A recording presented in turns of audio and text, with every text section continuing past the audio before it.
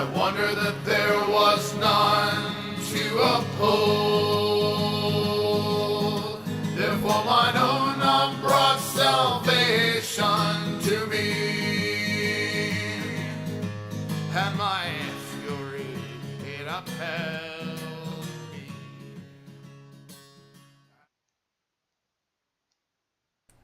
Hello, good morning. Welcome to Line by Line Bible Studies. We're continuing today in the book of Romans. Picking up at verse 17. We're going to read this chapter and the next. To begin, I'm going to just cough here one more time. Okay.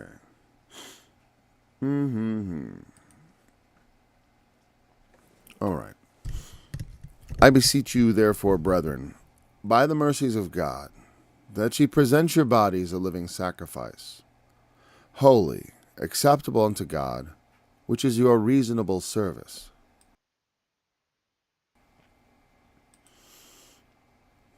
And be not conformed to this world, but be ye transformed by the renewing of your mind, that ye may prove what is that good and acceptable and perfect will of God. For I say, through the grace given unto me, to every man that is among you, not to think of himself more highly than he ought to think, but to think soberly, according as God hath dealt to every man the measure of faith. For as we have many members in one body, and all members have not the same office, so we, being many, are one body in Christ, and every one members one of another. Having then gifts differing according to the grace that is given unto us, whether prophecy, let us prophesy according to the proportion of faith. Or ministry, let us wait on our ministering. Or he that teacheth, on teaching. Or he that exhorteth, on exhortation. He that giveth, let him do it with simplicity. He that ruleth, with diligence. He that showeth mercy, with cheerfulness. Let love be without dissimulation. Abhor that which is evil. Cleave to that which is good. Be kindly affectioned one to another with brotherly love, in honor preferring one another. Not slothful in business, fervent in spirit, serving the Lord, rejoicing in hope, patient in tribulation, continuing instant in prayer, distributing to the necessity of the saints, given to hospitality. Bless them which persecute you, bless and curse not. Rejoice with them that do rejoice, and weep with them that weep. Be of the same mind one with another. Mind not high things, but condescend to men of low estate. Be not wise in your own conceits. Recompense to no man evil for evil. Provide things honest in the sight of all men. If it be possible, as much as lieth in you, live peaceably with all men. Dearly beloved, avenge not yourselves, but rather give place unto wrath, for it is written, Vengeance is mine, I will repay, saith the Lord.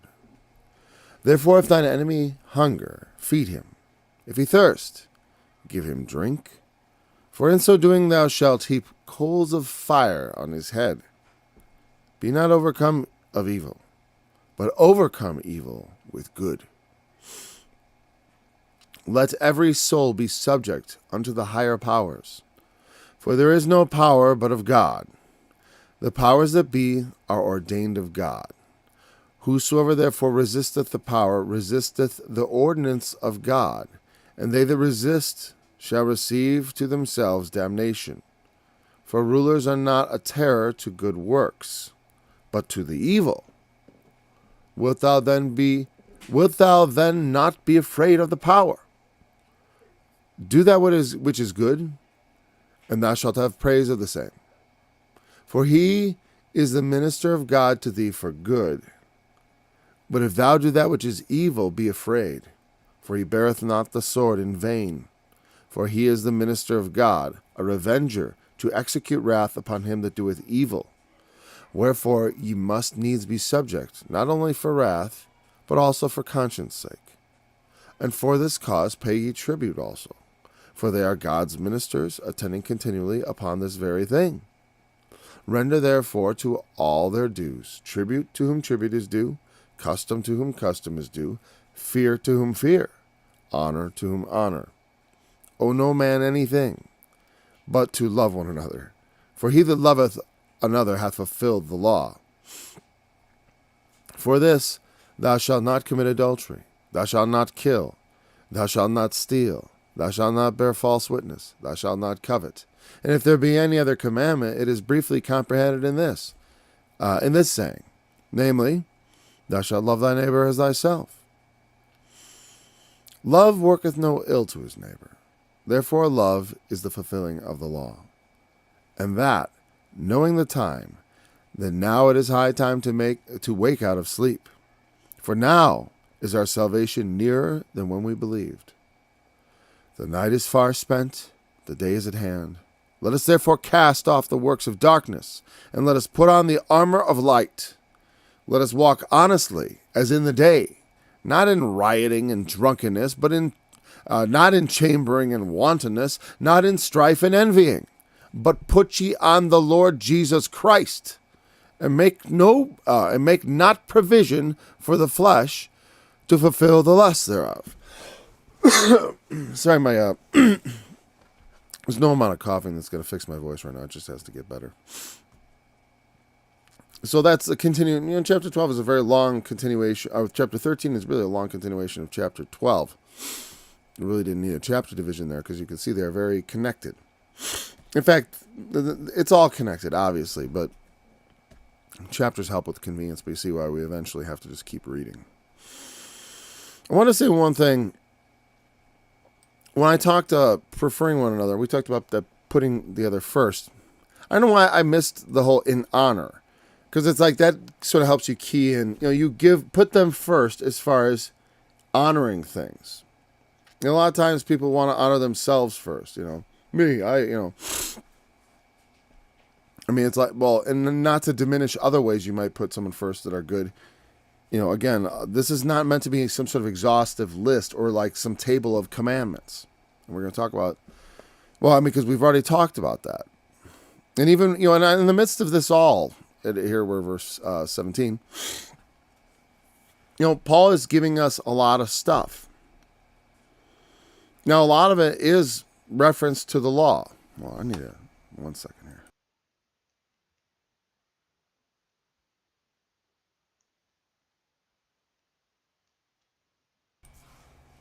All right. He's referencing things when I say the law, I mean the Old Testament. I hear, recompense no man evil for evil. Not that part, but the last part. Provide things honest in the sight of all men. If you look at Proverbs 3, verse 4 in the King James, it doesn't quite fit. That honest doesn't seem to be right. But if, according to the note in my companion Bible, in the Septuagint, it matches better. So, whatever, that's fine. Because whether or not it is an actual quote or not, it is a true thing that one ought to do. Provide things honest in the sight of all men. Yes, indeed. Recompense no man evil for evil. That's not always obvious. Tubal Cain thought it was different. He said, I killed a man who wounded me. That seems logical. He hurt me and I killed him. And so I recompensed. That seemed like, he said, and if Cain should be avenged sevenfold, then me surely 7 times 70-fold. Or was that Lamech? I'm sorry, I might have got those guys confused. I haven't actually, since I actually taught Genesis, I haven't gone back to that text. And so that was, let's see, I'm looking at it right now. When was the last time I was in that text?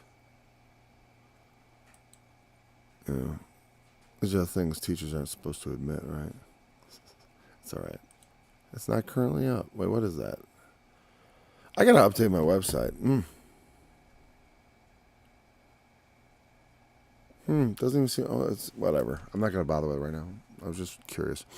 Anyways, so, I talk about how the law is dead. Because, and what I mean by that, and what I don't just talk about it, Paul talks about it. And you just got to understand what it means. It doesn't mean that these are not good things that you should still do.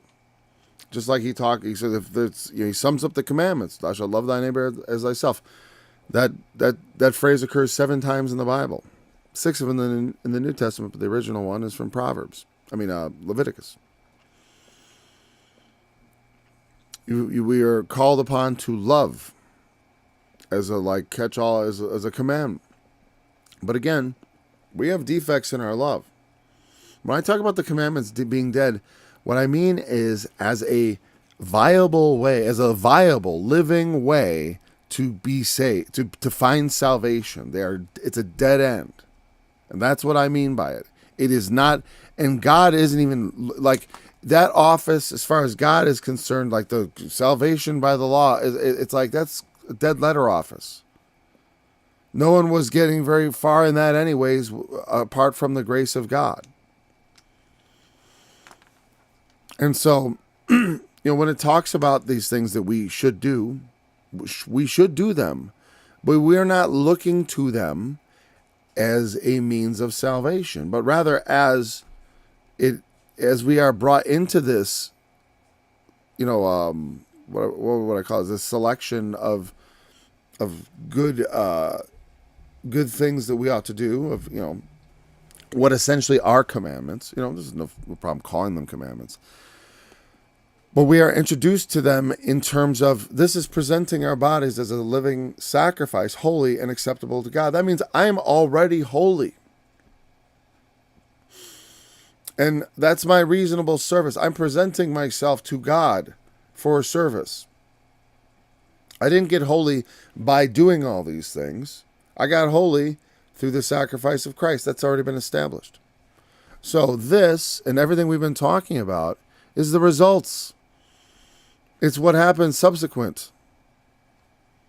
But these are the things we occupy ourselves with, but not with a preoccupation, okay, this is what I need to do to be saved. No, it is merely just, we want to be pleasing to God. And we've been called to do these things. And we've submitted ourselves to do them and acknowledge that they ought to be done. But we know we cannot rely on our compliance with all this stuff to be saved. Nevertheless, as it says, the commandments of God are not grievous. It's not like this is a big, hard list. Some things are harder than others. We all have our challenges to work on. For some people, some things come easier than others. I talk about that frequently, and because it's true. Not everyone is built the same. We all have, the sins the sins that do afflict us are common to men. I may have struggles that are different than yours, but somebody else is struggling just like me. And someone else is struggling just like you. It's not like you got some unique struggle. I know that. I know I have no unique struggle. That's not for us. Not for everyday men. It's all, it is unique in a way, but also common. Just in the way we're all unique, but we're all the same. And we have more in common than what distinguishes us in certain ways. But then the distinctiveness is also very real and clear. We're distinct as individuals. So recompense no man for evil. You're not supposed to pay back evil. People who do evil, one of the things that we're called not to do is to try to get back at people with evil. Now, I've often tried to get back at people with good. And I think about this as actually mostly adolescent children that make me angry. Because I do things like I coach and I've done Cub Scouts in the past. And I've had my encounters with other people's kids who were maybe a little unruly at the time, and so they would do something that made me mad, like they would do something rude or whatever, something offensive to me. And my way of doing that kid a good turn is to teach him a lesson, not to be mean or cruel or anything like that, but actually to genuinely teach him that your behavior has consequences and they can be, and so what I usually do is I would then befriend that child and have them enjoy it, come by our place and enjoy not befriend them personally, but my kids I would encourage the fostering of that. And I would also be nice to them. And then when they would visit our place and stuff, if they started acting up or being rude to me or in any way offending one of my rules, I would say something like, I would tell them, all right, you've broken my, my rule or whatever. It's like, next time you want to come over, the answer is going to be no. And you're going home right now. And then take them home, or if, wherever there was something where I needed power, I would basically create a situation where I would create a little Garden of Eden. I have a little Garden of Eden, and kids like to come here and play with my kids and stuff, not with me. It may sound weird. If I didn't have a bunch of kids, it would be weird. All right. But because I have to encounter other people's kids, I have to deal with them. And so I pay them back, bring them around, and they'd encounter me. But then they'd also encounter my discipline, which and like I said, I would make I would make them enjoy it, and then I would take it away as a consequence. You know what I mean? And that's how I would get my revenge. But I wasn't recompensing them evil. In a sense, it felt good because I was like, now you feel it. But also I felt the satisfaction is like this. Then I would tell them all. Here's the thing. When I would do that, I didn't do it cruelly or meanly. I would say, hey, this time it's no, like I said. Call me again sometime. It's got to be at least a week from now. Don't call me tomorrow. Call me in a week and you can come by. But today, no. And that's what I would do. And so I would kind of let them down like that. And then they would know, like, hey, you know what? I could get suspended and then I'll make an enemy of someone I want to like me. And so when that would happen, that would usually happen once with a kid or two. Never had a problem with that kid again. At least I never did. Never have a problem with that kid again. So, that's how, in a sense, just like with the heaping coals of fire, it's like, you don't necessarily have to be, I didn't even like the kid. I couldn't like him because he was rude. But by helping him change his behavior, I came to like him by giving it crap, by doing something that that I thought would actually improve his character. Taking the time. Now there are other ways you can, but the point is, it's like, like it says later on, love your neighbor as yourself, but which we already read, which is Leviticus 19:18, and a verse I often quote is Leviticus 19:17, the verse right before it, which talks about thou shalt not hate your neighbor in your heart, but you will rebuke him. And that's the thing, is that on some level, if you're trying to recompense the opposite of evil, because evil is what? Is to break up what is good, to take away someone's good thing. And you could see like, oh, wait a second. You kind of took away their good. Yeah. But also there was no evil done because that was my good to give. What I did is I gave the child something good. And they further offended me and say, well, I'm not going to give this good thing to you anymore. I'm not taking anything that belongs to you. I'm just going to, in the future, I'm not going to give. If you don't amend your ways. That's love. That is seeking the benefit of others. That's how you love a person, is to try to do good for them, not just in the short term, but that is beneficial to them spiritually. At least in my opinion, it's like the moral benefit outweighs. Here's the thing. As James says, you can't just say to someone, be warm and filled, without providing those things. If someone is naked, they need clothes. If they're hungry, they need food. But having food and raiment, let us therewith be content. And I put in that housing, because we live in a different climate. If we live down, in a place where living in tents was a viable year-round thing, housing is not as important. Though, out in modern society, it sort of is, I guess, or people want people to have houses. Though some people seem to be, like I said, when you live in a almost tropical environment, the necessity of a modern type home seems not as clear to me. It's like I definitely see why I have to have some sort of base or shelter where I live. Especially in the winter months. In the summer, not so much. We could camp out all summer, I'm sure. It's usually beautiful. And even when it's really hot, it's not that hot. Not that hot that it wouldn't be better outside, actually, usually.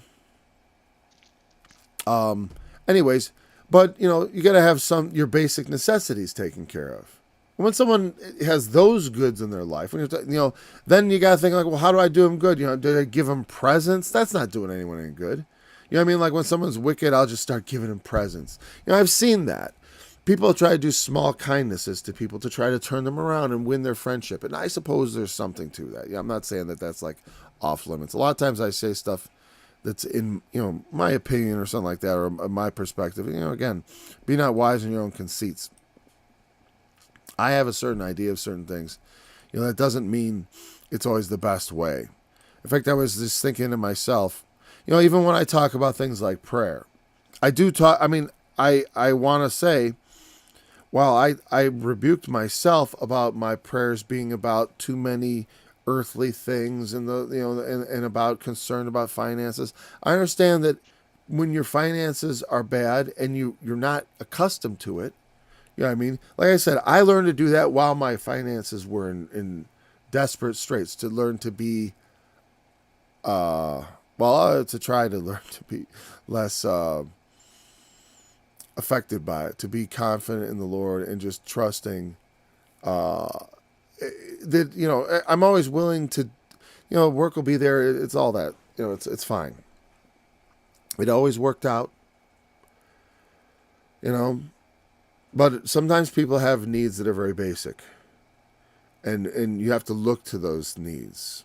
You have to condescend to men of low estate where they are. Especially when they're coming to Christ in faith, we have to take special care of these people, because they are new believers who don't know anything hardly, except God has shown them that Christ is the way. And so that's very important. They have seen the truth. And now we who know the truth have an obligation to help them become more informed. But that has to start at the bottom. And it doesn't make any, don't pray about your car. When the guy doesn't have a car, he has a massive car problem. Well, why not pray about the car? Again, so especially when they're starting at the ground. When you're a more mature believer, you might realize it's like, what? The Lord knows I have need of these things, and I'm not going to really worry about that. I'm much more focused on the fact that I don't rejoice with people who rejoice properly or whatever, It's okay. It's all right. I've been in a low estate. I wasn't always able to mind high things, because right down where you are, you're naked and hungry, and what are you going to do? Think about heaven. It's like, well, maybe, but it may not be. Not everyone's ready. We're not all at the same spiritual level. We all have a measure of faith, and don't be so high-minded, because it's like there are young people coming up who will exceed you. I always expect the people I teach to exceed me. It would seem, they say that the disciple's not greater than his master. I'm not your master. I never think of myself as any sort of master, except in my home, No man evil for evil. No, recompense evil, good for evil. I have to say good first, because it's good for evil. Not evil for good. That's bad. that's another problem. They recompense you evil for good. That will happen. You'll do good and you'll get evil. Just like you casting your pearls before swine. You gotta be careful that when you do good to people, that it's at least appropriate, something that they can receive. That's another condescend to men of low degree. And it's like, I've often lately I've become conscious. Like, I've praised missionaries from time to time as worthy work, and I do think it can be worthy work. But like I said, I know there have been a checkered past with that. They're not all, again, like, not all missionaries are the same. Okay, and just like all teachers. And so there you go. I just wanted to make that clear. That yes, there can be, there's no like ministry that's like fail safe. That's like, oh, you can trust anyone who's doing that work. I wouldn't say that. Because there are cults that send out missionaries too. Cults are often the biggest recruiters of all. I don't focus on recruiting people for, my focus is on Christian education as far as, I guess, not exactly. More like edification. Christian edification is like, there's a sort of education element to it, but it's more about applying those things than about getting into the minutia of scholarly, because there's plenty of that stuff. It's like, I'm not going to pretend to be that person. My life didn't go in that path. I looked down that hallway and I said, I don't really want to do that. I don't really want to be I'm not the scholarly type as far as like in that studious level of getting into the languages and no. I would like to be that way. I would, because it's very, I admire that kind of, I forgot what the word I would use for that is. Studiousness. That's not the word I was thinking of, but okay, we'll just take it. If it be possible, as much as lieth in you, live peaceably with all men. A very, obvious, a verse that is loaded with, if it be possible. So that's loaded there. Careful, don't be too quick to say it's not possible. Okay? That's the only thing I would add to that. Live peaceably with all men indeed, and hey, to the best of your ability, right? To the best of your ability. But, I've always been I coach kids, and I always try to get them to do beyond, And so I've always coached myself also. I teach myself these same things, as if you've ever listened to me, to go beyond. I refuse to stay the way I am. I will go beyond. I will exceed my former self. I will go from faith to faith, from righteousness to righteousness. And that is an upward trajectory. You know what I mean? And so that's what I induce others to do also. So when I see something like that, as much as lieth in you, maybe you got a little more and you should dig down and try to find it. I always think that towards myself. Not that I always do that, but having maybe I look back on a decision and think like maybe I should have dug down and tried a little harder. I mean,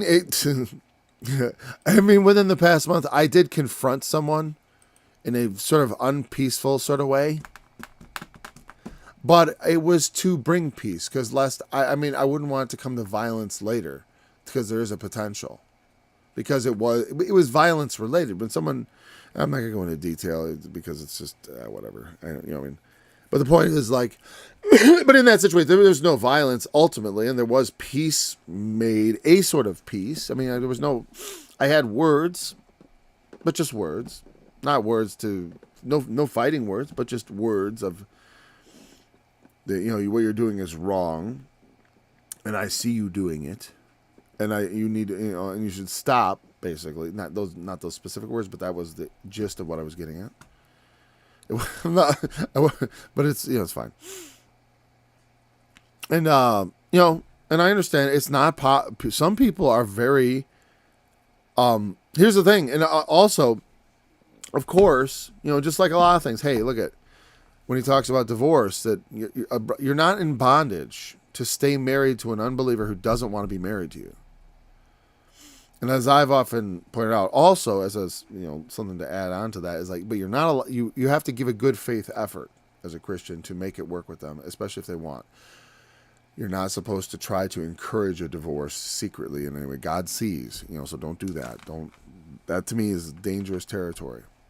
When you start sneaking around trying to, dump your spouse through guile and deceit, don't do that. So we want, you're not in bondage though to stay, especially if they want to go or they insist, in other circumstances also. Obviously, it's not, I don't think anyone has to be subject to being abused, and that's pretty much period, right? I think it's honorable when people try to work it out, especially if it's like, a single incident or something. But if a pattern develops, that's something that can cost someone their life. So, I definitely think that there's cause to leave in those circumstances, at least certainly to physically leave, It's a disaster, but that's the way it is.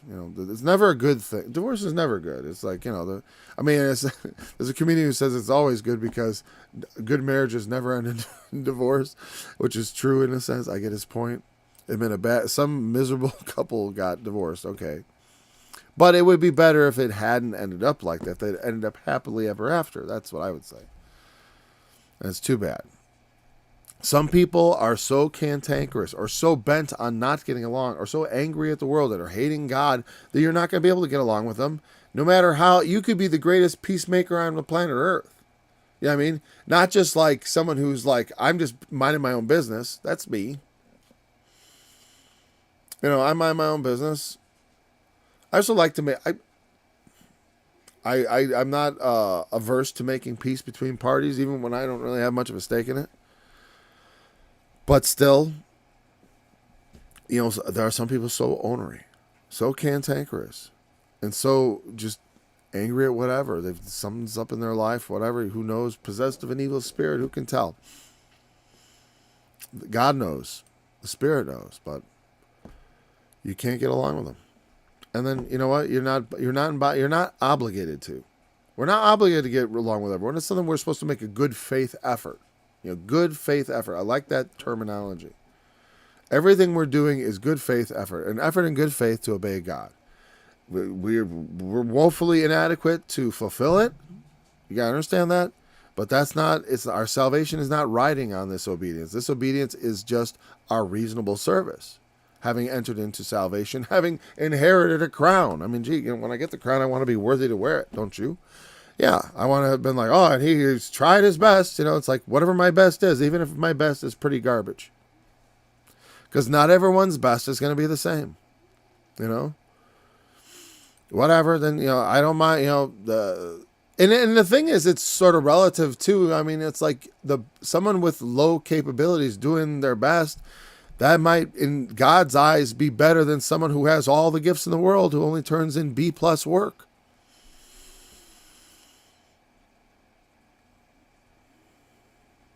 That's what I say. Everyone's doing be wise in your own conceits. Everyone thinks they got everything.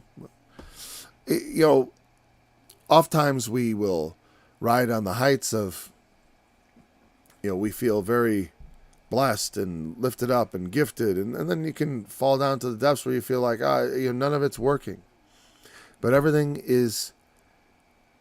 It's much more right in the middle than you realize. It's all right. Everything is humming along as it should. There may be another challenge just around the corner, but still, that's part of the road.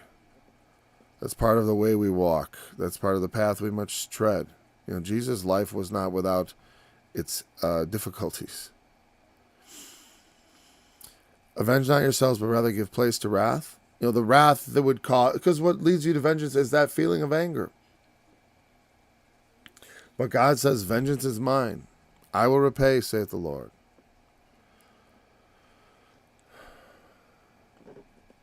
Therefore, if thy enemy hunger, feed him.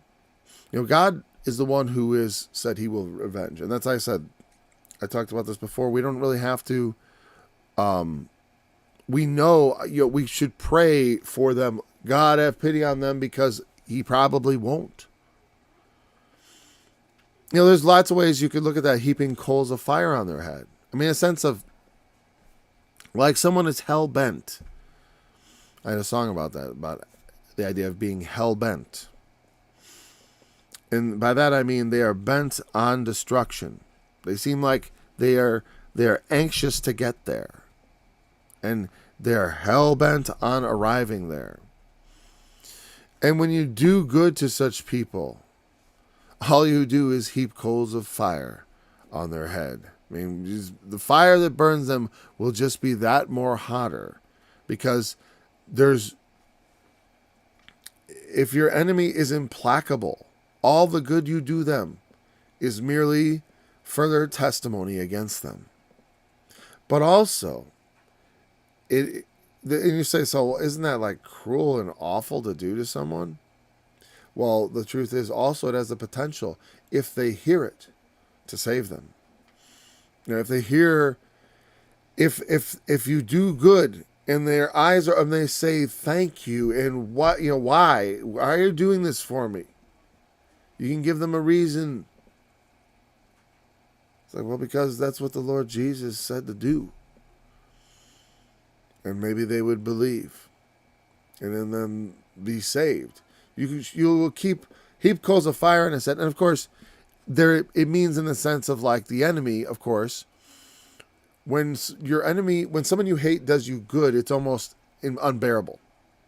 Just in a psychological from a psychological standpoint, it can be, but it's not necessarily so. You know what I mean?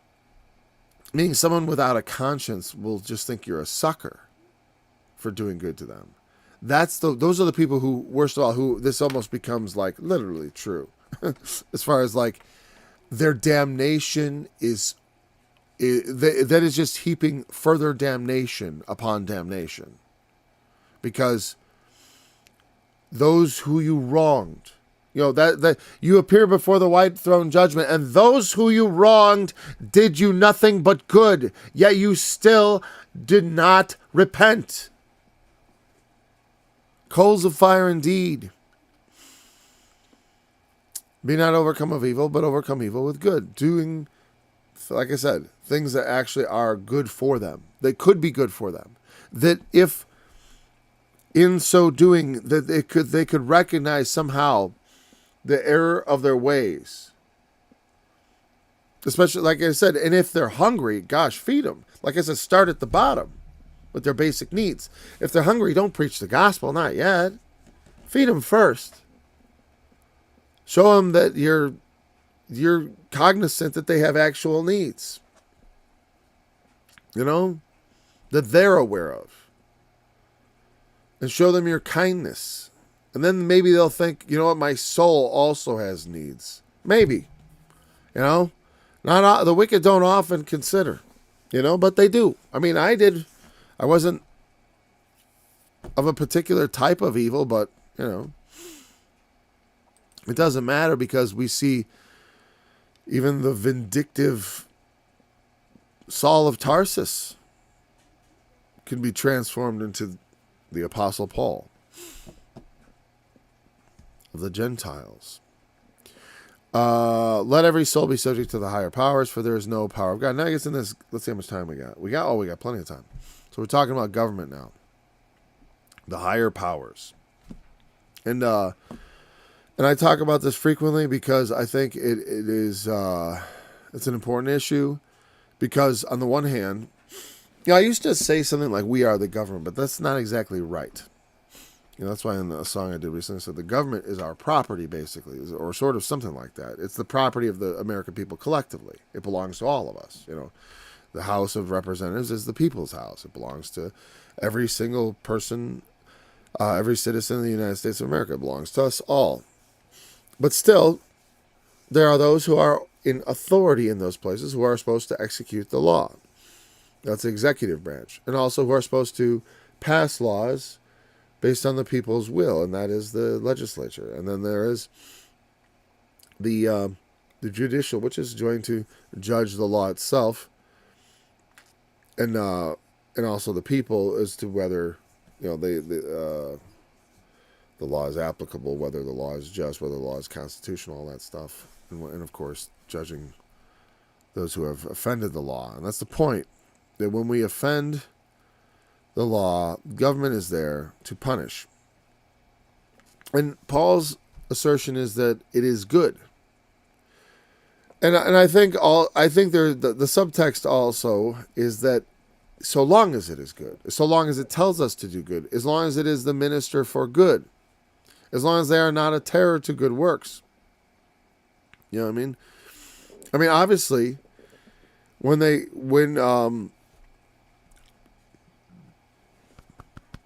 pardon me, when I keep thinking Pharaoh, but it's Caesar.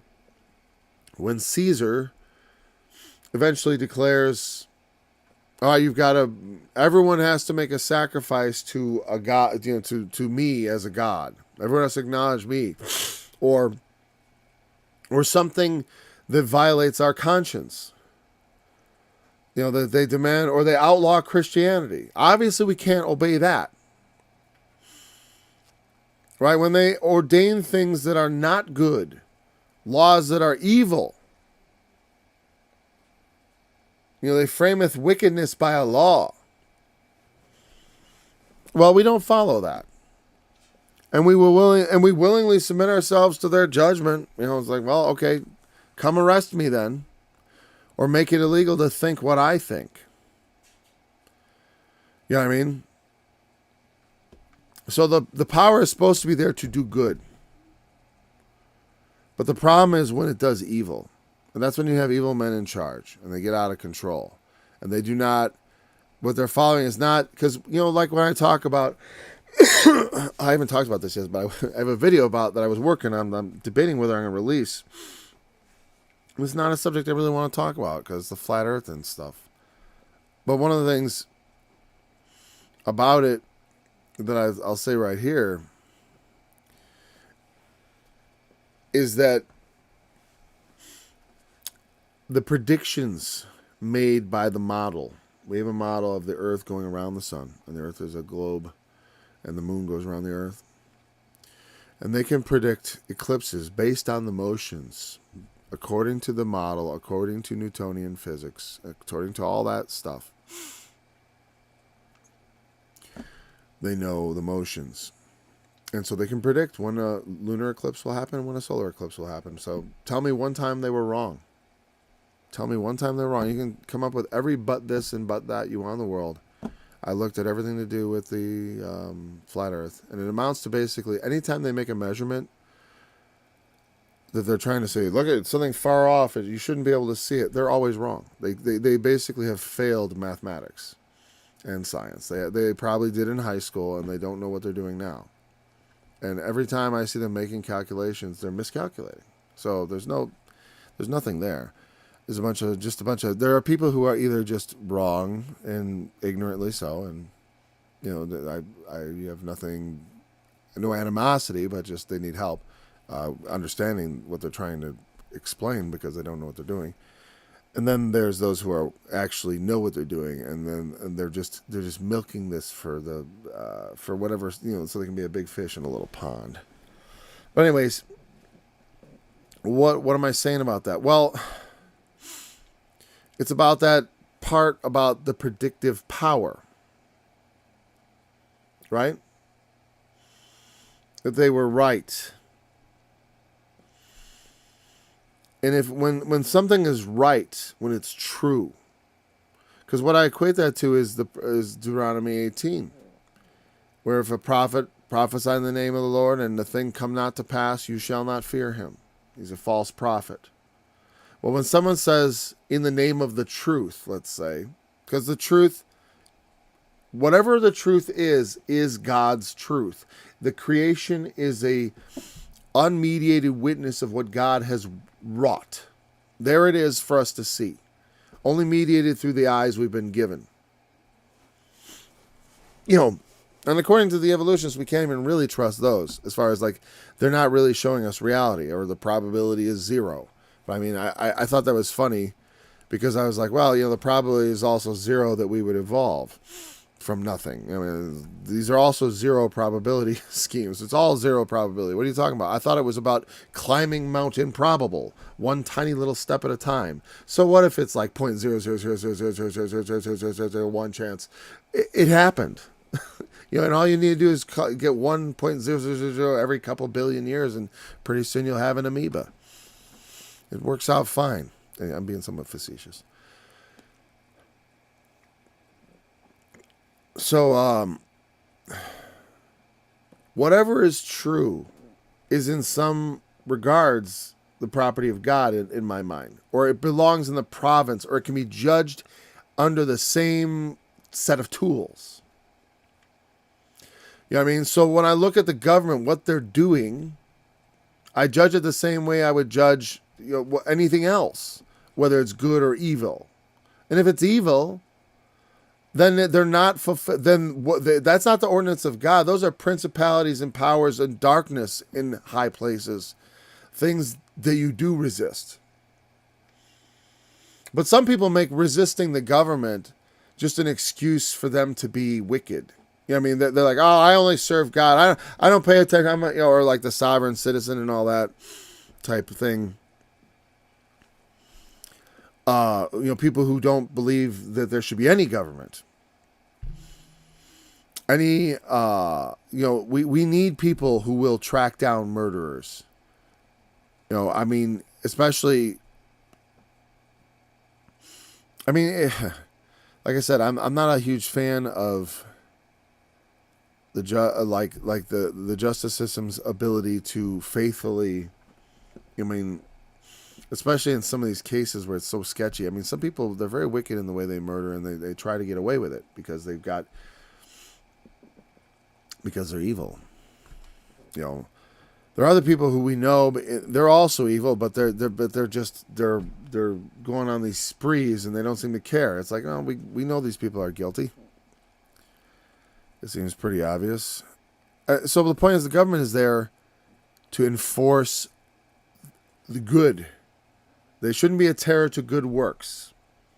People just minding their own business, like baking wedding cakes, shouldn't be terrorized by the government.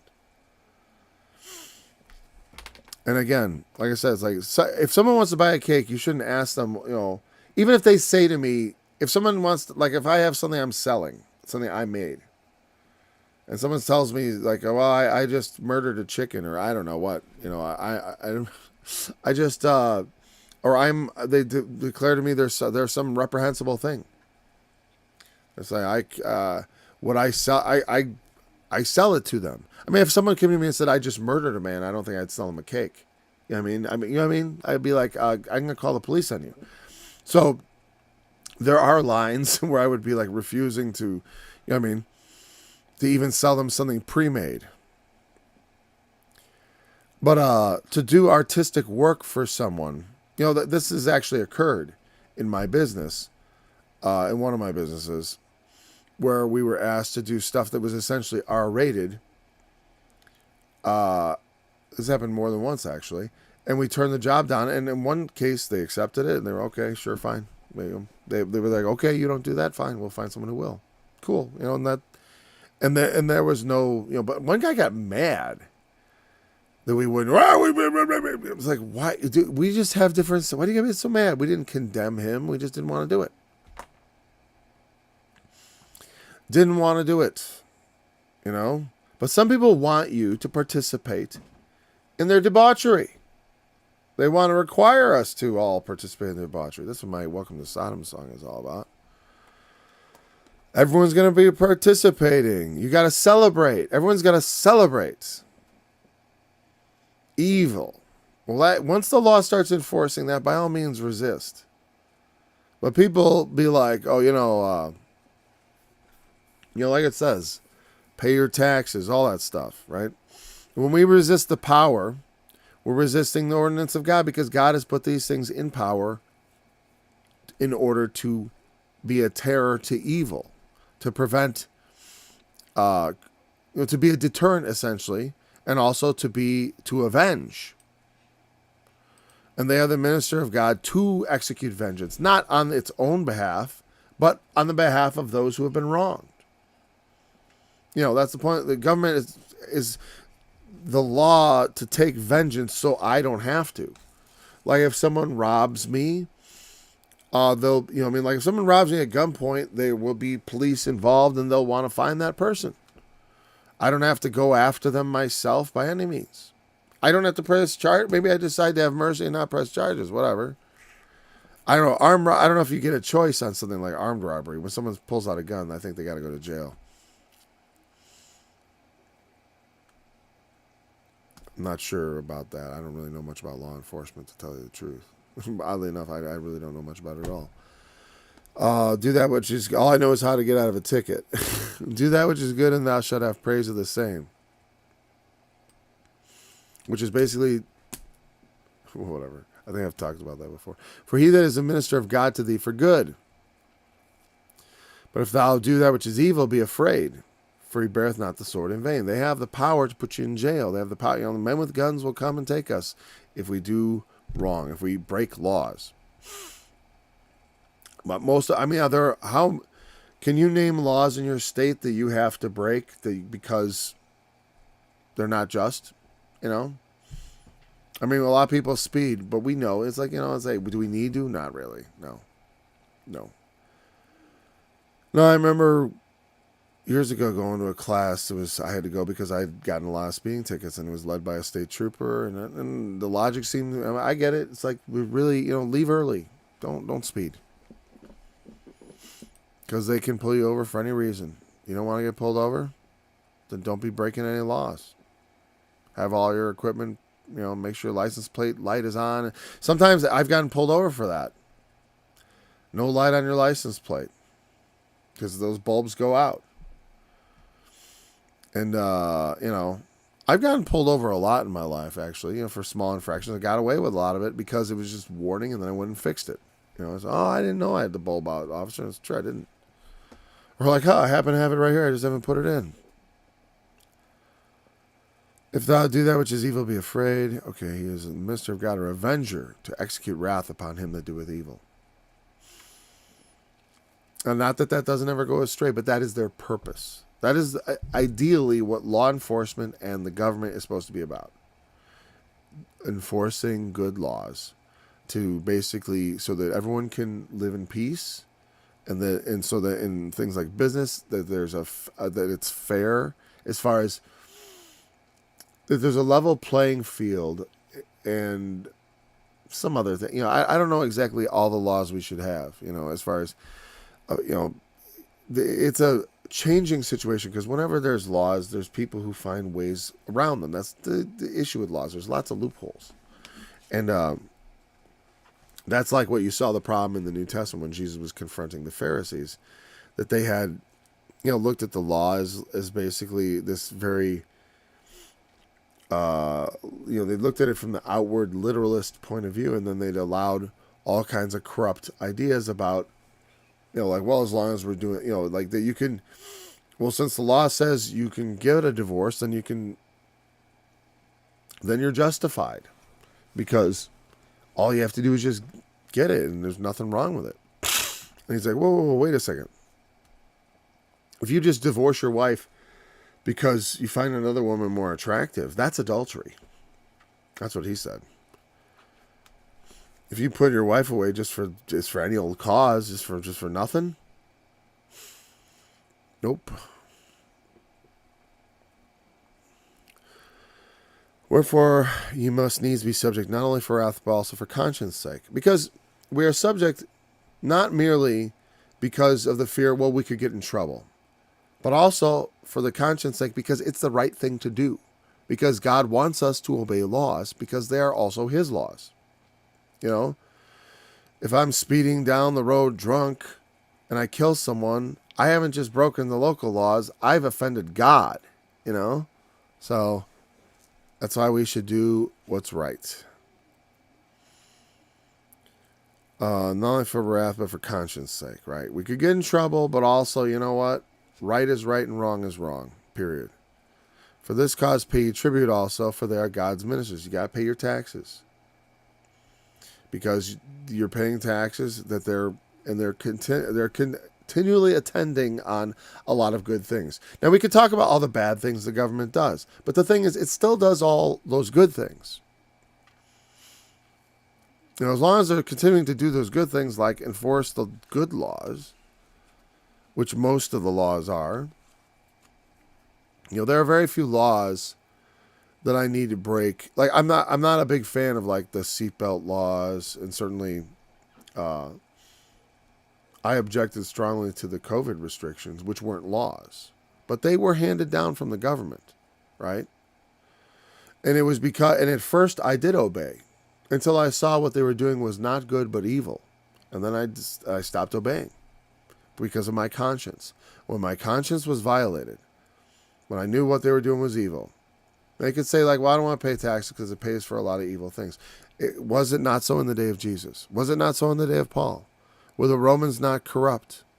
Was that government less, they were very debauched. I mean, if you pay taxes in Rome, it might go for It might go to money to build the Colosseum and towards the games and towards people bringing in animals and putting Christians into the torture or whatever. It may go to those things, but it also goes to basic civilizational, necessities like law enforcement. You have to have laws, and you have to have people who are authorized to fairly apply them. And as much as they're fairly applied and written in a way that is just, then we have every obligation to keep them and to be obedient to them and to serve them as we would serve the Lord. Again, not in order to be saved either, though. It's like, so my speeding won't send me to hell, but it is a minor offense against the Lord Himself. Because those are the rules. Those are not the rules, it's the laws. There are rules, and then there are laws, Rules are a little more flexible, obviously. Because rules are much more situational. They apply only in certain situations usually. Like there are universal rules, I suppose, right? A revenger to execute wrath on him that doeth evil, wherefore you must needs be subject. Not only for wrath, but also for conscience. For this cause pay ye tribute also. Attending on those things, render therefore to all their dues, tribute to whom tribute is due, custom to whom custom, different kinds of taxes, fear to whom fear. Wherever you're supposed, fear again is not to live in terror of, like, the government could do, they might come for me at any time just because I'm a Christian. That's not the kind of fear we want to render. I don't want to be afraid of a government like that. That's to be despised. But rather, I feel I don't want to cross up an officer of the law because they have power to put me in cuffs or to shoot me if I become threatening. I fear that I'm not going to become threatening with an officer like a fool, or behave erratically in the presence of an officer so that he might start fearing for the safety of others around me or myself or whatever, that he's going to have to start making decisions that I don't want him to have to start thinking about making. Like, what do I have to do in this situation? Is this dangerous? I don't want him to think that. I want him to be thinking everything is normal. It's like, I don't want a downed live wire on my property. I don't want a policeman, like, thinking about what I'm doing wrong. Yeah, so I try to avoid encounters with the police. I regard them with a respectful sort of fear. And not that I'm afraid of encountering them. Like I always encounter them with a smile. You know what I mean? But in the sense of understanding that they do not bear the sword in vain. You don't poke a lion with a stick. You don't try to provoke things that are dangerous. That's the essence of fear. It's not that I live in fear that they're coming after me. That's evil. That's not the state. I wouldn't live like that. God is overall. And whatever evil men may do to me, they can't do any more to me after they kill me. So there we go. And I'm in the Lord's hands. Honor to whom honor. There's some things that require honor. Again, do not, when I go into a court of law and I speak to a judge, I do not speak disrespectfully. Like I'm a Christian, I know what's what. How you tell me what. Be respectful. He can throw you in jail. You think you know something, but you've offended God's laws. Don't expect God to be particularly helpful. God, deliver me from the police. Well, why don't you just do what's right? They won't be bothering you. If they're persecuting you, though, yes, that's evil. And I know that can happen, surely. It's not all officers of the law are the same. There's always a small component that's going to be corrupt, and they're going to have an outsized influence also, because that's the way it is. Just like with preachers, the evil preachers have outsized influence. They make a bigger footprint. They're more well known, and people even look at it and they judge us all by that. Okay, so let's see. Owe no man anything but to love. He's saying don't have debts, but this one debt, to love. You have a debt to everyone to love them. He that loveth another hath fulfilled the law. Again, it says not love to be fond, but the love to do good to people, and good that is actually beneficial, to do benefit. Beneficence is this idea of love. Agape in Greek. Beneficence is not the same as fondness, and certainly nothing like lust.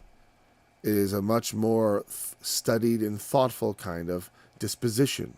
It is a disposition to lift people up, a disposition to make people better, a disposition to help people see the error of their ways, kindly and with mercy and with a good conscience that means well for them. That's the essence of true Christian love. To mean well for people, but also, like I say, to be mindful, to assure that, like I said, we have to, unintended consequences it's no excuse. No, I didn't foresee it. Well, we got to think. And when you go out to do good, lest it should do evil. So much do-goodery ends up hurting people. So a lot of this environmental do-gooderism that people, we got to do something about the environment. It's like, yeah, and in your haste to implement poorly thought out solutions, you will hurt and possibly kill millions of people. Maybe billions. Because they don't understand how the world works. We owe it to our fellow men to love them, to seek their good. Not just, and to make sure it actually works out that way. And it's not just like, well, we meant to do good. Well, it's good you mean to do good. But you got to go further than that to truly love someone. You have to assure that it is good. Especially when you do big government things, like where they're trying to help people, but it's like actually makes things worse. I was watching a movie on, all the donated clothes that end up in Africa, choking the rivers and friggin' just doing the worst, because people send their garbage clothes. So they open a bale of clothes that they charge them $90. It's like all this stained, ripped stuff that people don't want to buy. And because they feel insulted, like we're treating them like animals, and I don't blame them. We want to do good. Oh, my armpit stained shirt will be, surely some kid in Africa will think it's a blessing. It's like, yeah, but maybe we should think that maybe our trash isn't everyone's treasure, huh? Thou shalt not commit adultery, kill, thou shalt not steal, thou shalt not bear false witness. Love is the fulfilling of the law. I almost feel like I want to start with verse.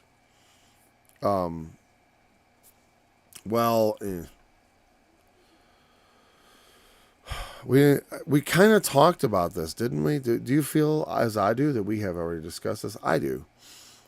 That thou shalt not commit adultery, thou shalt not kill. Sure, those are all things very, very simple. Like I said, it's like, as far as your salvation, it's dead. Like, just because you don't kill, you're not any closer to salvation. Just because you don't commit adultery, you're not closer to God. You're not more likely to live forever.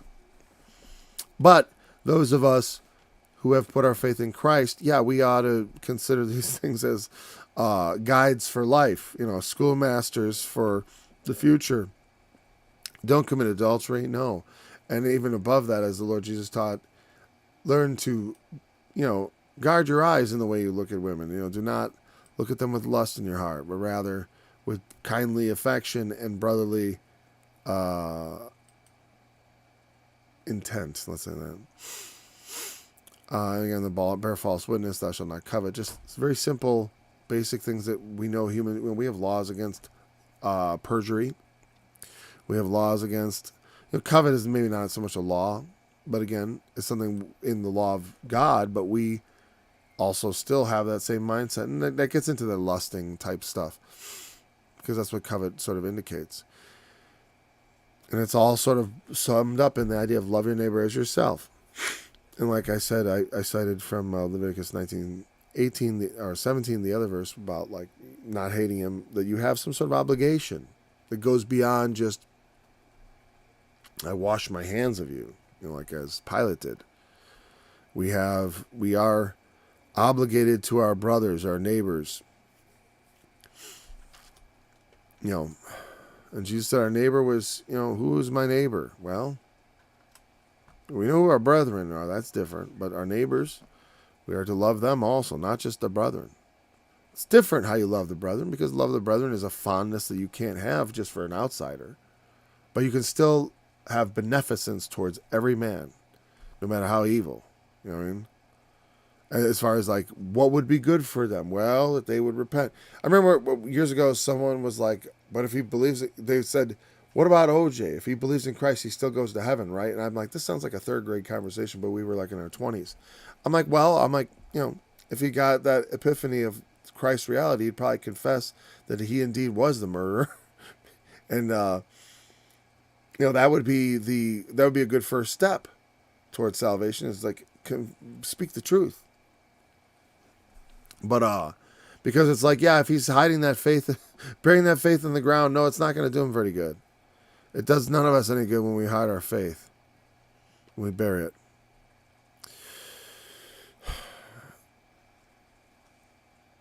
Okay, so therefore, we've covered these concepts through 13:10, I'm going to say, in all that we've said. Even though we have not dwelt particularly on this verse or the previous couple, though this, like I said, I think this is all well sewed up today. So we will begin at verse 11 tomorrow. Thanks for joining me in this study, and we'll be back again tomorrow. And I will stain all my ravens, for the day of vengeance is in my heart, and the year of my redeemed is come. And I looked, and there was none to help, and I wonder that there was none to oppose.